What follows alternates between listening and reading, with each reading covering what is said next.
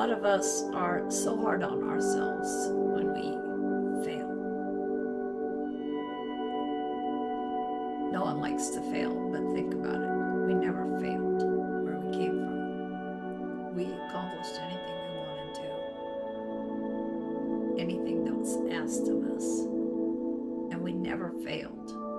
And then we came down here to be humans, and oh yeah, being a human, you fail. So try not to be so hard on yourselves when you don't accomplish something. Remember, you're a human.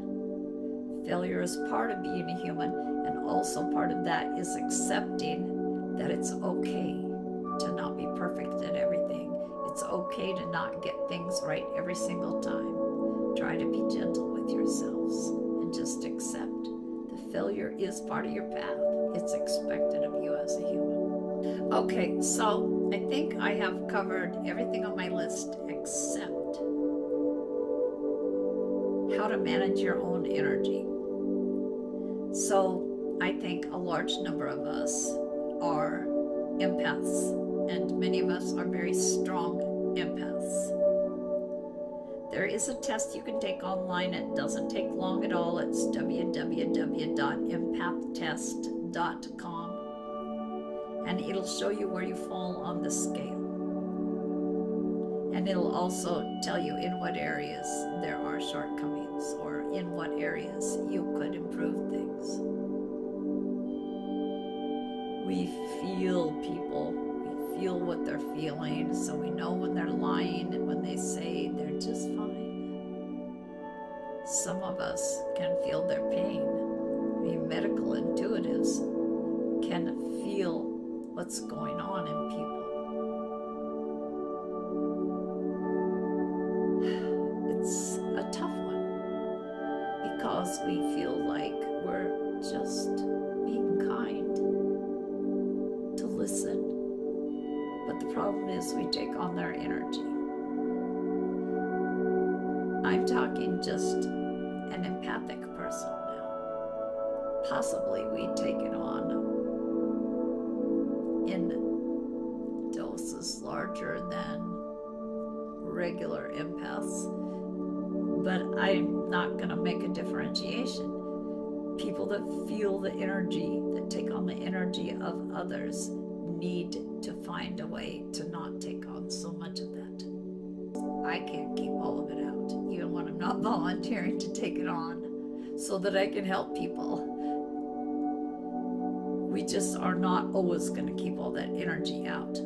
So I'm just going to share with you what I think is the most important change in the way you think.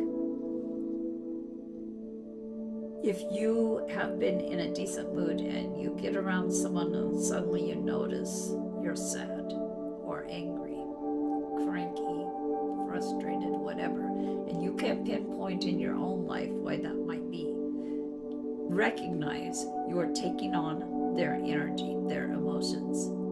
The most important thing you can do at that point is to tell yourself, oh, whoa there, hold up. That is not my energy, and I'm not taking it on. Now, some of you are going to be saying, oh, if I could help by taking on their energy, I will. Here's the thing. You don't help them by taking on their energy. You do not take anything away from them. You take it on yourself. They still have what they started with, and it starts to hurt you, and you are even less capable then of helping them. So there is your first thing to always do is say, hold it. It's not mine. I can't help them by taking it on. I am not going to take it on. But the other thing is, like I said, we always take it on, even when we're aware of this stuff. It's really important to clear your energy. We have to take responsibility for what energy we are soaking in from other people. We are literally like sponges. What I really needed to emphasize to you is it's not helping them. It is not decreasing their suffering. Yeah, if they talk to you and they're unloading a bit, they might feel a little better, but they still have that energy, and now you do too. And the more and more you take, the less efficient you will be at being there for other people. So, if you've flown on a plane, and you've probably heard this before, the flight attendant does their spiel, and they always say, parents, you need to grab the oxygen mask. And the parents are all outraged. How could you say that? Of course I'm going to give the oxygen mask to my child. And the way it is explained is, your child won't be able to help you. If you take the oxygen mask, you can help your child and yourself. If you give it to the child, sacrifice your own well-being, your child's going to be screwed when you pass out. It is important that we remember to grab the oxygen mask first for ourselves. And then, in a healthy way, we can help other people. But if we don't, if we're always handing that mask to them, we're going to lose so much energy that we're no good to anyone, including ourselves. So managing your energy is extremely important. And now this isn't on my list, but here it is coming in. So let me tell you. Something cannot be an important mission for us if it doesn't bring us happiness and joy.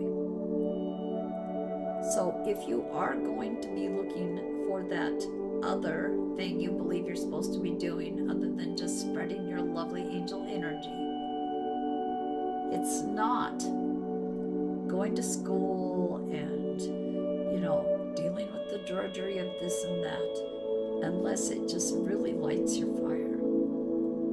If you're doing all the schoolwork and you're putting the years in to do something that brings you joy every day, that's something different. But it is not a 9-to-5 job that you can't stand. If you have another mission or another purpose that you're supposed to be doing in this life, think about the things you love to do, or that you think you would love to do if you're wanting to experiment a little bit. But don't get on that sacrifice idea and go with that, because I can guarantee that is not what you're meant to be doing. We are all supposed to be finding a way to live our bliss. And that includes our mission. If something feels like sacrifice, if it doesn't give you pleasure, if you're just doing it because you think you're supposed to, it ain't right. So keep that in mind. And I'm going to encourage you now to haul out your little angel and start doing more things that make you happy. When you cater to that part of yourself, where you're walking around the house humming and you realize, I feel good, then you're on the right track.